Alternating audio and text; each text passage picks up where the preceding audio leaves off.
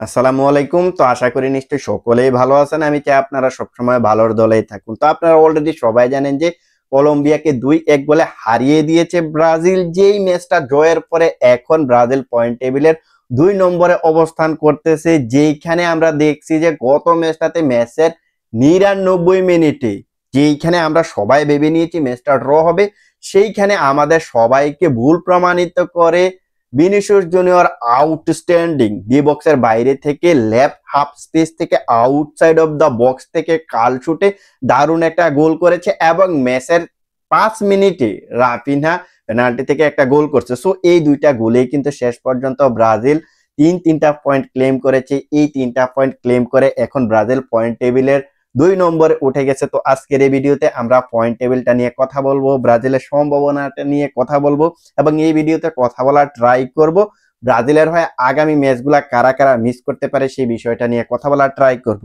So প্রথমত যদি আমরা কনমেবলের গতকালকের ম্যাচগুলা দেখি তাহলে কিন্তু দেখতে পারবো যে আজকে টোটালি 3টা ম্যাচ হয়েছে। যে 3টা ম্যাচের মধ্যে আমরা দেখছি যে কেউ হেরেছে, কেউ আবার জয় পেয়েছে। এর মাঝে কিন্তু আমরা দেখতে পাইতেছি যে প্যারাগুয়ে চিলিকে 1-0 গোলে হারিয়েছে, ব্রাজিল কলম্বিয়াকে 2-1 গোলে হারিয়েছে, পেরু বলিভিয়াকে 3-1 গোলে হারিয়েছে। সো এই 3টা ম্যাচ কিন্তু হয়েছে আজকে। আগামীকালকে 2টা ম্যাচ রয়েছে, একটা ইকুয়েডর বনাম ভেনেজুয়েলার এবং উরুগুয়ে ভার্সেস আর্জেন্টিনার একটা ম্যাচ রয়েছে। সো এই ম্যাচগুলোর পরেই কিন্তু ফাইনালি পয়েন্ট টেবিলটা এই 13তম রাউন্ড শেষে ফিক্সড হবে। বাট এখনো পর্যন্ত আমরা কিন্তু দেখতে পাইতেছি যে পয়েন্ট টেবিল ওই ম্যাচগুলো শেষ হওয়ার আগে পয়েন্ট টেবিলে এখন ব্রাজিল 2 নম্বরে অবস্থান করতেছে। তো এবার আমরা আসি ব্রাজিল 13তম রাউন্ড শেষে পয়েন্ট টেবিলের 2 নম্বরের জায়গাটা ধরে রাখতে পারবে কিনা সেই বিষয়টার দিকে আসি। দেখুন, এখনো পর্যন্ত 13তম রাউন্ড শেষ হতে আরো 2টা ম্যাচ বাকি রয়েছে। একটা হচ্ছে আর্জেন্টিনা ভার্সেস উরুগুয়ের ম্যাচ, একটা হচ্ছে ইকুয়েডর ভার্সেস ভেনেজুয়েলার ম্যাচ। সো উরুগুয়ে ভার্সেস আর্জেন্টিনার যে ম্যাচটা রয়েছে ওই ম্যাচটাতে যদি উরুগুয়ে হেরে যায় তাহলে তারা ব্রাজিলকে টপকাইতে পারবে না, কারণ এখন তাদের পয়েন্ট হচ্ছে 20, ব্রাজিলের হয়ে গেছে 21। সো যদি হেরে যায় তাহলে কিন্তু তারা টপকাইতে পারবে না। অপর দিকে আমরা যদি আরেকটা ম্যাচের কথা বলি, যেটা হচ্ছে ইকুয়েডর ভার্সেস ভেনেজুয়েলা, যেখানে ইকুয়েডর এই মুহূর্তে পয়েন্ট টেবিলের 5 নম্বরে রয়েছে 19 পয়েন্টে নিয়ে, তারা যদি পরবর্তী ম্যাচটা ড্র করে তাহলে ব্রাজিলকে টপকাইতে পারবে না। আর যদি হেরে যায় তাহলে তো অবভিয়াসলি পারবে না। যদি জিতে যায় তাহলে তারা কিন্তু ব্রাজিলকে টপকে উঠে যাবে পয়েন্ট টেবিলের আর উপরে। সো ব্রাজিল নিচে নেমে যাবে। So at the same time আমরা যদি উরুগুয়ের কথা বলি তাহলে দেখতে পারবো যে ওই ম্যাচটা যদি উরুগুয়ে জিতে যায় তাহলে অবশ্যই তারা ব্রাজিলকে টপকে যাবে। আর যদি ড্র করে তারপরেও কিন্তু তারা টপকে যাবে, কারণ এই মুহূর্তে তাদের পয়েন্ট হচ্ছে 20।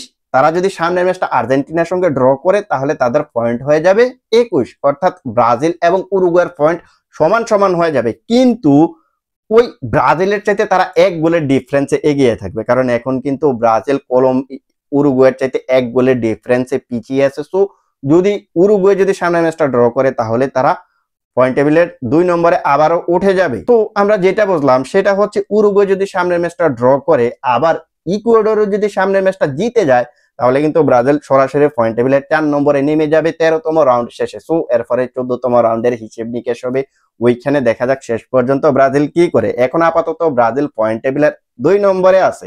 এখন আমরা আসি ব্রাজিলের হয়ে কোন কোন প্লেয়ার গুলা পরবর্তী ম্যাচগুলা মিস করতে পারে।